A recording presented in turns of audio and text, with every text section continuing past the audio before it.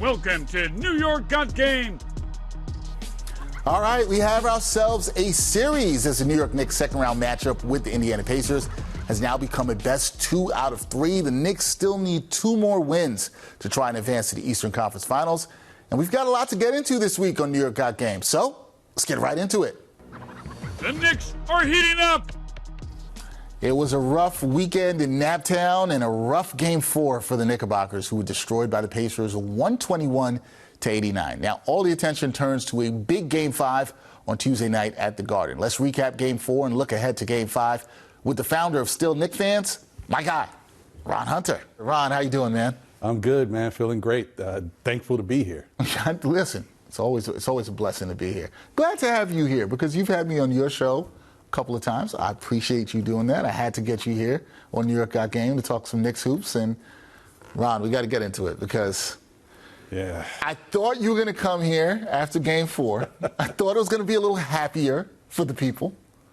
But Ron, it was pretty clear that nothing went right for the Knicks in Game 4. Now, prior to Game 4, the Knicks, they hadn't lost a game by more than 11 points since March 5th. So it's a long time since they've had a real big-time loss. What went wrong in your eyes in Game 4? And what's your concern level for this Knicks team after losing back-to-back games for the first time this season? I got to tell you, I was not happy to see, witness what I was seeing. No person wants to see their team get blown out. But, I mean, to this level was even worse. But I think that this is a combination of, the Knicks were in the driver's seat. They were up 2-1. Indiana's got to fight. They've got to come at them with their best shot and see, if the Knicks can weather the storm. And unfortunately, the Knicks couldn't weather the storm. The biggest concern that I've had about this New York Knicks team is the fact that ever since they lost Julius Randle, their inside presence, they became a jump shooting team. And when you live and die by the jump shot, there's going to be days where you just don't have it, and it's contagious. And this was just the worst case scenario in the playoffs against a team that needs to get this victory in order to kind of make it a series and continue with their momentum that they got from Game 3. And just nothing was falling, and it just spiraled. And, it stinks because what happens is, and I always say this as someone who used to play ball when I was younger, when shots start to fall, they start to go in, you start to feel more active on defense, you start getting back, all of a sudden you're pressing up on people, and, you're not the best defender, but all of a sudden now you've got that extra energy. All those guys on Indiana had that, and they were ready to play, and the Knicks, the ball wasn't going in, and they just started to fall apart. That confidence level just isn't there. And then, obviously, seeing Jaylen not hitting shots is too much. It was a storm. It was a storm. It was the imperfect storm for the Knicks here because it just seemed to just compound and get worse and worse and worse. And I think we've seen the resiliency, and we'll get to that in a little bit with this team, but we just didn't see that fight back in this game in Game 4. Now, you mentioned Game 3, Ron, because that was obviously a tough loss with the way it happened. The Andrew Nembhard dagger three-pointer with 16.4 seconds left, as some might say, was pretty lucky. Did New York make a mistake by not closing strong and finishing out that game in Game 3 and leaving the door open for the Pacers? Did they leave the door open for the Pacers by not taking care of business in Game 3? Oh, I definitely think they did. And, the worst part about it is I commented about it on my show yesterday that, they had a great opportunity and they squandered. It's tough because you're not getting the best effort from Jaylen. I mean, not the effort. You're not getting his best game because he missed a lot of shots that he normally makes, and losing out on that opportunity and then wasting Dante DiVincenzo's hot game. I mean, he was on pure fire. You don't get this all the time. If it wasn't for Dante, the game could have been, Game 3 could have been a blowout. But the point is that helped them stay in the game. They had a chance to steal one. Like, that would have broke Indiana's heart. That would have broke the fans' backs. And we could have kind of said, even if we lose Game 4, the momentum of being up 3-1 after that game, it's priceless. And after losing Game 4, now that game is so much bigger. Yeah, I almost feel like the loss stings more in a way. I think it stung for the Knicks fan on Friday night, but then what happened in Game 4, forget how it happened, but it's like you said, even if they had won Game 3, you're like, okay, coming back to the Garden, feeling pretty good. Yeah. Not necessarily the case here. Okay, But if you try to look at this in somewhat of a positive light, Ron, the Knicks, they've been resilient all season long. We've heard that. Fans have talked about it. You've talked about it on your show all season, even here in the postseason. What gives you the belief that they can be resilient in this series after two very different losses that we just talked about, but tough ones that we would say in Indy? What gives you the faith, if you do have it, that they can be resilient here and bounce back? Well, this Knicks team is not a team that quits. You know, they've always fought. And I think that, you know, there's a reason why I've been coining the phrase, you know, hashtag all heart, no quit. They just don't quit on anything. Even in this game, when they didn't have it, they were fighting. It's just this uphill battle. They just couldn't get over the hurdle. And so I think that you're going to see a much better effort from them going forward in the rest of the series, but especially in the next game. We're getting some home cooking. They're back in the Garden faithful are going to be cheering. They're going to be, you know, championing their guys. The celebrities are going to be out. The former Knicks players are going to be there. It's just going to be an atmosphere that's going to really help them build off of the momentum that they had prior. And I think that is going to give them the edge to be able to take back the series. And also, I don't expect them to shoot that bad 2 games in a row. Like, everybody was shooting bad. And I don't see that happening twice. Yeah, nobody could hit anything in Game 4. And I don't know, maybe you could look at some of those games and say it's an anomaly, because even so different, Ron, than it was in Game 3, right? And you even talked about how in Game 3, Jaylen Brunson didn't hit shots that you normally see him make. Right. But you can't talk about what's going on with the Knicks right now, and the Knicks fans know this, without talking about injuries. And in this series, no OG Anunoby the past 2 games. I see your face there. I know. It's very painful for the Knicks fans right now. The injuries seem to be piling up for this team. How much do you think players being out has affected the results that we've seen from the Knickerbockers over these past 2 games? I mean, it's been huge. Unfortunately, one of the best things that the Knicks have is their defensive identity. You know, they've gone back and forth. They've improved the team. They've got some offensive players that have definitely helped them going forward. And some people have mentioned that they like this Knicks team better than even the team in the 90s, because you have a combination of that grit, that defense, and the offense. But you know, let's not forget, the Knicks are based on that defensive identity, and not having guys that can plant their feet and lock down the opposing team is really difficult to combat. And that, unfortunately, this is where, you know, OG Anunoby's loss is huge. I still think that, you know, the Knicks can win the series against Indiana without OG, but having him out there, just, you know, even defense creates offense. Like, all of this stuff is big, and it really is important. And it just requires other guys to step up. You know, other guys have to, and especially maybe, you know, another thing that's really good is that a guy like, you know, Alec Burks and other people, they're getting a little bit more comfortable. And so their contributions can be a little bit better on the defensive end. We've seen some offensive contributions here and there, but we need more defense as a unit in order to slow down what Indiana's bringing at us. Yeah, and it really helps when you have a guy like OG Anunoby, who's the Knicks' best two-way player, and their best defender, what he's able to do, how much it makes things easier for everybody else. Okay, I feel like we've probably talked enough about Game 4. Let's move on to Tuesday night, Game 5, at the world's most famous arena. Only 1 day off between this game, and you and I have talked about that in the scheduling for the Knicks, right, where they haven't had 2 days off in the series. What do you think the Knicks need to clean up when you look back at Game 4 in order to win Game 5? What are the things they need to be better at in this game coming up on Tuesday? Yeah, first off, I mean, this is something that's plagued them the whole series. They got to hit their free throws. You got to knock down your free throws. I mean, it didn't matter in Game 4 because the game wasn't close. So out of hand, right. But it's going to be important. And it's part of the reason why they lost Game 3. So it's very important to knock down your free throws. They have to continue to play good defense, good team defense. Do not quit on plays. Don't allow the momentum to build from Indiana's side. And another thing they have to do is, you know, I mentioned how the defense is their identity, but another thing that's, you know, become a part of their identity is rebounding. They have to be dominant on the rebounding side.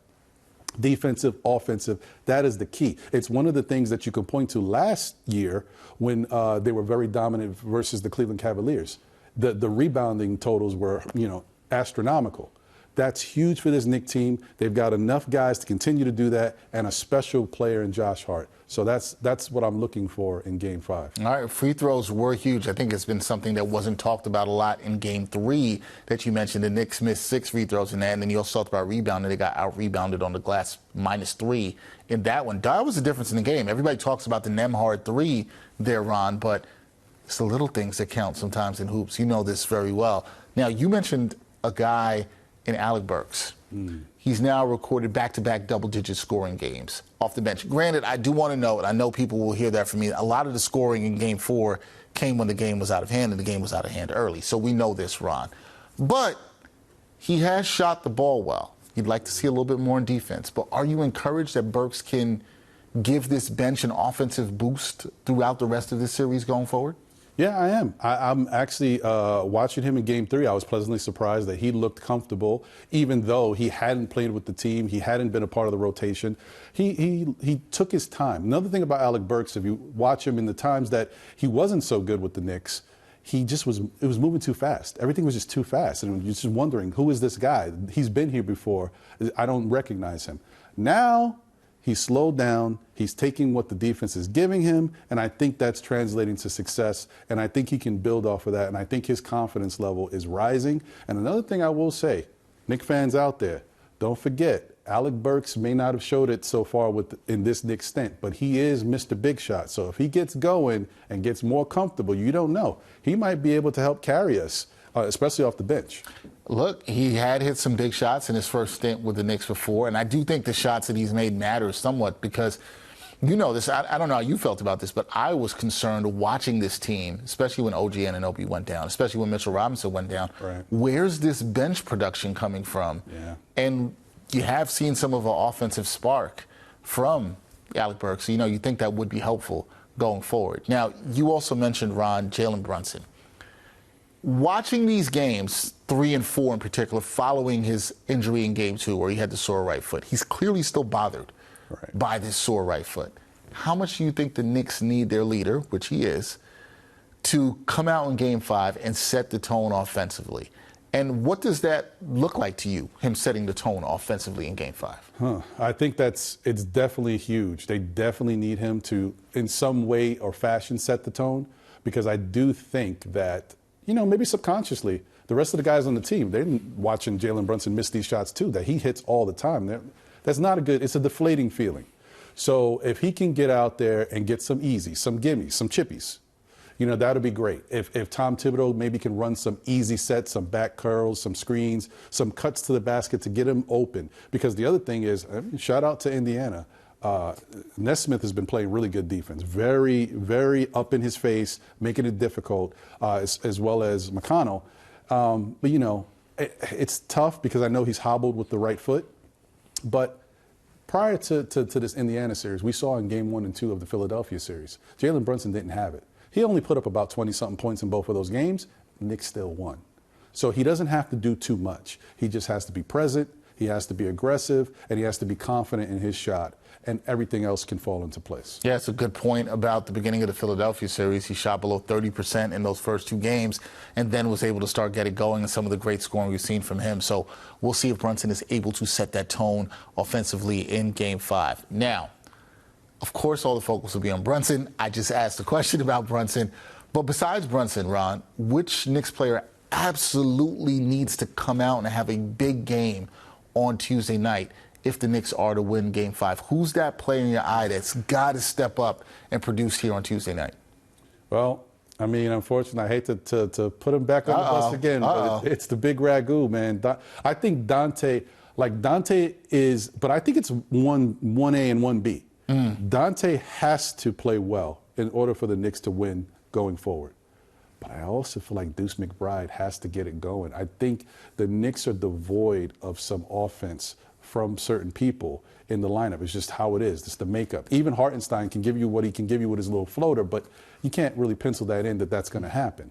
But a guy like Deuce, who has shown great promise, can get to the rim, can shoot that 3, has a mid-range shot, all of these positive things, and he shoots over 80% from the free throw line. He's got to step up. He's got to do more, and the Knicks are going to depend on him and need him to do that. Following up on that, do you think, especially when you look at a guy like Deuce McBride coming back home, Dante DiVincenzo, do you think the role players, as traditionally happens in the NBA, you think they play better at the Garden coming back here? Do you expect that, a better performance from Deuce McBride? Although Dante DiVincenzo shot lights out in Game 3, right. So I understand that. But do you expect Deuce, who struggled a little bit shooting the ball in this series, especially in Game 4, you expect him to come out better here in Game 5? I expect his teammates and Tom Thibodeau to empower him to come out better in Game 5. Because the problem is, I mean, the real answer to that question that some people might say would be Josh Hart. But Josh Hart is very up and down with his offense. What he's done in the series prior and early in this Indiana series, you can't count on that. He struggled all season with his shot and finding his comfort level. I can't depend on Josh necessarily to go out there and do that. Although he would be the guy I would say. I think Deuce has a little bit better of an offensive chance to add value to the team. He just needs that confidence. He needs the teammates to say, Deuce, we need you. Tibbs has to go to him and say, Deuce, we need you. Listen, I'm with you. I think Deuce is capable of it. We've seen him do it. He hasn't had the fear, right? We've seen that. He hasn't had the fear. I think he's more than capable of doing it. So I think people would like a Deuce McBride game here. I think it's about time. All right, Rod, here we go. Game 5 goes down Tuesday night. You know this. I felt your energy when you came into the studio. I felt your energy when we started talking about this for the segment. And I think most Knicks fans would agree. They're pretty bummed out. Yeah. Bummed after Game 4. Not thrilled about the weekend in Indiana. What's your prediction for Game 5? Are you still confident, Mr. Still Knicks fan? Are you still confident that the Knicks can win this series, win Game 5, and go on to win the series? What's your confidence level? What's your prediction, Ron? Oh, man. It's a tough one, guys. But no, I am actually still very confident. I'm very confident in Game 5. If there's ever a game going forward that I think this is the one the Knicks have to get and they're going to get, it's Game 5 because they're going back to the Garden. You know, the home cooking, the rallying cry from the rest of the fans. I just think that's going to give them that extra thing that they're missing. Sometimes, you know, I swear, the game is about skill and it's about smarts. But confidence is huge. If you got confidence, even when you don't have it, if somebody else, you can see fans screaming, yes, we love you, go, come on, let's go. All that stuff is huge for guys, and I think that's going to empower them to do what they got to do. Game 5 is a must win, and it's going to be a win for the New York Knicks. They're going to make this series 3-2. I like it. I like the confidence. I hope for the other Knicks fans out there who might be just still a little bit bummed about Game 4, and understandably so. I understand why. I hope there's a little confidence. How's it been enjoying this? You're a longtime Knicks fan. Mm-hmm. Have you been enjoying this run? Because these games have been kind of stressful. I've been at the Garden. I've been watching these games. I've been watching on social media fans stressed out. How's the experience been like for you? Have you been enjoying this Knicks run this spring in the playoffs? This has been great, man. I can't tell you how much I've been so excited about this. I know, you know, my co-host John has been, you know, we've been having a great time because I remember when we started our channel and the show, the Knicks stunk. You know, it is what it is. And we were around, you know, since early 90s. We've seen them be really good then. We've seen the 17-win seasons. This, I'm not going to give this away for anything. I don't care if the Knicks don't go any further. I'll be bummed. I'll be upset. But I'm so happy of what I've witnessed them do this season. 50 wins, 2 seed, all these injuries, into the second round of the playoffs. It would be disappointing, but I wouldn't be upset at what I've witnessed so far. I'm extremely happy. And it's also great to see the Knicks fans out there, how everybody is just like, it's a cliche, everybody knows it, but when New York is doing good, when New York is winning, there's nothing like it in New York City. It's incredible. No, there really is nothing like it. I really think, you know, as a lifelong basketball fan and being a New Yorker, there's nothing like when the Knicks are good. When the Knicks are good, that energy in the spring, especially at the Garden, and I've been there for most of these games, except for one, this playoffs. It's been fantastic. And then to just talk with Knicks fans like yourself and other journalists, we feel it. We feel it. The whole city is feeling it, and it's been fun. What I'm glad to hear from you is that you can appreciate the ride, and I wonder how much that comes from just, you know, having lived a little, right? Because some of the younger Knicks fans, you and I were talking about this before, you know, they're always looking ahead. They're worried about what else is coming, but you've seen a little bit. Enjoy the ride. You can enjoy it. I'm glad you're enjoying it. Ron, appreciate you, man. Thank you, man. Thank you for having me. Thank you for coming through on New York Got Game. You know, we're glad to have all the different Knicks content creators out there. You're one of the best out there doing what you do with still Knicks fans, so I just want to salute you. Thank you so much. Keep up the great work. You know, whenever you want me on, I'm there to join you guys and you and John and the great show that you do. So thank you. We'll have you back, and we'll see if your prediction is true. I think you've given some faith to the people. We'll see if the prediction is true about Game 5 and beyond. Yeah. Thank you once again, Dexter, for having me. Fans, we're okay. I know it looks crazy. I know you want to jump off the cliff, but don't. It's all right. Don't jump off the cliffs. Listen to my guy, Ron Hunter, co-founder of Still Knicks Fans. Check out the YouTube channel. It's a really good one. They do great content around the Knickerbockers. Ron, thanks again, man. Appreciate you. Thank you. The Knicks are on fire!